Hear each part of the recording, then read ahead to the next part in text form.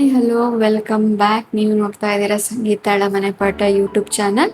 So ನನ್ನ PUC ಕ್ಲಾಸಸ್ಸಲ್ಲಿ last ಕ್ಲಾಸಲ್ಲಿ types of sets on the basis of nature of elements in the particular set ಬಗ್ಗೆ ಮಾತಾಡ್ತಾ ಇದ್ವಿ. ಇವತ್ತಿನ ಕ್ಲಾಸಲ್ಲಿ ನಾನು ಕೆಲವು ಇಂಪಾರ್ಟೆಂಟ್ ಪಾಯಿಂಟ್ಸ್ನ ಅಂತ ಹೇಳಿದ್ರೆ ನಿಮಗೆ multiple choice fill in the blanks ಈ ಥರ ಹೆಲ್ಪ್ ಆಗುವಂಥ ಕೆಲವು ಪಾಯಿಂಟ್ಸ್ಗಳನ್ನು ಹೇಳ್ತಾ ಇದ್ದೀನಿ. So please note it down. So ನಿನ್ನಲ್ಲಿ ನೀವು ಡಿಸ್ಕ್ರಿಪ್ಷನ್ ಬಾಕ್ಸ್ ಕೂಡ ಚೆಕ್ ಮಾಡ್ಬೋದು, ಅದರಲ್ಲಿ ಕೂಡ ಆ ಕೀ ಪಾಯಿಂಟ್ಸ್ನ ನಾನು ಆ್ಯಡ್ ಮಾಡಿರ್ತೀನಿ. ಸೊ ಏನಪ್ಪ ಅದು ಕೀ ಪಾಯಿಂಟ್ಸ್ ಅಂತ ಹೇಳಿದ್ರೆ, ನಿನ್ನೆ ನಾವು ನೋಡಿದ್ವಿ 5 ಟೈಪ್ಸ್ ಆಫ್ ಸೆಟ್ಸ್ನ ನೋಡಿದ್ವಿ. ಮೊದಲನೇದು empty set, next finite and infinite set, ಅದೇ ರೀತಿ ಈಕ್ವಲ್ ಸೆಟ್ಸ್, ಅದೇ ರೀತಿ subsets and finally universal set ಬಗ್ಗೆ ನೋಡಿದ್ವಿ. ಸೊ ಏನು ಪಾಯಿಂಟ್ಸ್ ನೀವು ನೆನ್ಪಿಟ್ಕೊಬೇಕು ಅಂತ ಹೇಳಿದ್ರೆ, ಎಂಟಿ ಸೆಟ್ಟಿಗೆ ಇನ್ನೂ 2 ಹೆಸರು ಕರಿತೀವಿ. ಏನಪ್ಪ ಅಂತ ಹೇಳಿದ್ರೆ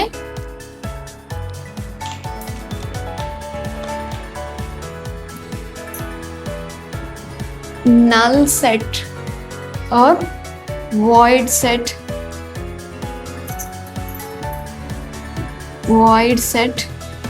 ಆರ್ ಎಂಟಿ ಸೆಟ್. ಇದಿಷ್ಟ್ರದ್ದು ಅರ್ಥ ಒಂದೇ, ಆಮೇಲೆ ನೀವು ನೆನ್ಪಿಟ್ಕೊಬೇಕಾಗಿರೋಂತಹ ಸಿಂಬಲ್. ಅದೇ ರೀತಿ ಇನ್ನೊಂದು ಪಾಯಿಂಟ್ ಏನಪ್ಪ ಅಂತ ಹೇಳಿದ್ರೆ, ಫೈನೈಟ್ ಮತ್ತು ಇನ್ಫೈನೈಟ್ ಮೇಲೆ ಬೇಸಿಸ್ ಆಗಿರುತ್ತೆ.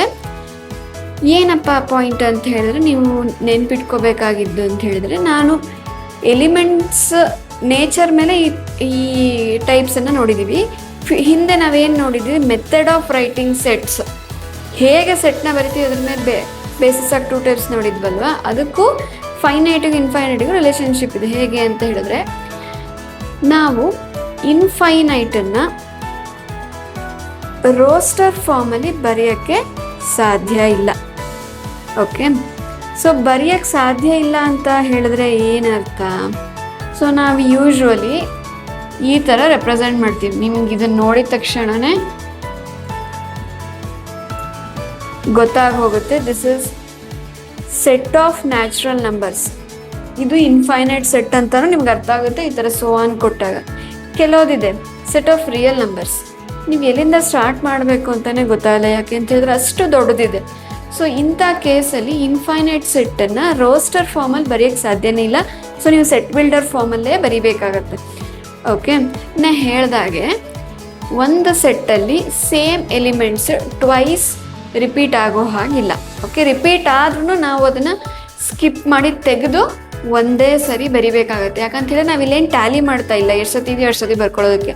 So it is clearly said, you cannot ನಾಟ್ ರಿಪೀಟ್. ಇದೊಂದು point to be noted. Point ಏನು ನೀವು ನೆನ್ಪಿಟ್ಕೋಬೇಕಾಗಿರೋದು ಅಂತ ಹೇಳಿದ್ರೆ, ನಾನು ನಿನ್ನೆ ನಂಬರ್ ಸಿಸ್ಟಮ್ ಬಗ್ಗೆ ನೀವು ನನ್ನ ಬೇಸಿಕ್ಸ್ ಕ್ಲಾಸ್ ನಡೀತಾ ಇದೆ, ಅದರಲ್ಲಿ ಎಕ್ಸ್ಪ್ಲೇನ್ ಮಾಡೀನಿ, ಹೋಗಿ ನೋಡಿ ಅಂತ ಹೇಳಿದ್ದೆ.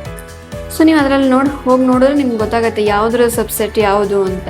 ಅಂದರೆ ಯಾವುದ್ರೊಳಗಡೆ ಯಾವ್ದು, ಅಲ್ಲಿ ನಾವು ಸೆಟ್ ಅಂತ ಹೇಳಲ್ಲ, ಯಾಕಂದ್ರೆ ಸಣ್ಣ ಮಕ್ಳಿಗೆ ಹೇಳೋದಲ್ವ. ಇಲ್ಲಿ ನಾನು ಸೆಟ್ ಅಂತ ಹೇಳ್ತೀನಿ. ಒಂದು ಸರಿ ನಾನು ಬರೆದು ತೋರಿಸ್ಬಿಡ್ತೀನಿ ಹೇಗೆ ಅದು ಅಂತ ಹೇಳ್ಬಿಟ್ಟು.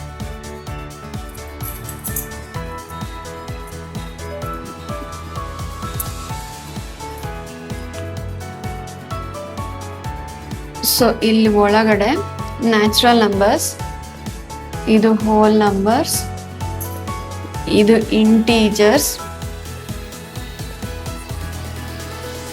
ನೆಕ್ಸ್ಟ್ ರ್ಯಾಷನಲ್ ಬರುತ್ತೆ, ನೆಕ್ಸ್ಟ್ ಇರ್ಯಾಷನಲ್, ಇದಾದ್ಮೇಲೆ ನಮಗೆ ರಿಯಲ್ ನಂಬರ್ ಸೆಟ್ ಬರುತ್ತೆ. ಸೊ ಇಷ್ಟು ದೊಡ್ಡದಿದೆ ಅಲ್ವಾ.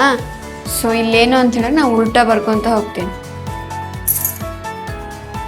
ಸಾರಿ, ಇಲ್ಲಿ ನೋಡಿ, n is a subset of w, w is a subset of integer, integer is a subset of rational number, rational number is a subset of irrational number, ಅದೇ ರೀತಿ irrational number is a subset of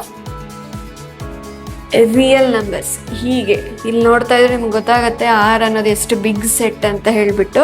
so ನಾನು ನಿಮ್ಗೆ ಅವಾಗಲೇ ಹೇಳಿದೆ ಆರನ್ನು roster ಫಾರ್ಮಲ್ಲಿ ಬರೆಯೋಕ್ಕೆ ಬರೋದಿಲ್ಲ ಅಂತ ಹೇಳಿಬಿಟ್ಟು. ಏನೇ ಡೌಟ್ ಇದ್ರೂ please comment and ask me. ಅದೇ ರೀತಿ ನೀವು ನೋಡಿದ ವಿಡಿಯೋ ನಿಮಗೆ ಯೂಸ್ಫುಲ್ ಅಥವಾ ಅಂಡರ್ಸ್ಟ್ಯಾಂಡಬಲ್ ಅಂತ ಅನಿಸಿದ್ರೆ please share with your friends. Thank you for watching.